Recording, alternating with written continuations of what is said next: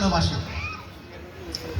দুইজনের ঝগড়া এমন পর্যায়ে পৌঁছেছে, তো আপা একটু নমনীয়, আপা বললো যে ঠিক আছে, সন্তান কাকে ভালোবাসে এটার জন্য একটা পরীক্ষা করা হোক, ঝগড়া আর দরকার নাই।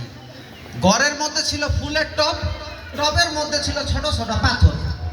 শর্ত হলো পাথর দিয়ে ওই ছেলেকে একটা ঢিল মারতে হবে। ঢিল মারার পরে বোঝা যাবে সন্তান কাকে ভালোবাসে। তো শাহিদ আপা নরম মনের মানুষ, যথারীতি একটা পাথর নিছে, পিছনে ওই মাহি মোবাইলে কাজ করতেছে, তো একটা ঢিল দিছে আস্তে করে, কোনো রিয়াকশন নাই। তো দুলাভাই চিন্তা করছে যেইভাবে পাথর মারছে এর কোনো রিয়াকশন নাই, এবার উনি একটু বড় পাথর নিছে, নিয়া মারছে ও একটু জোরে।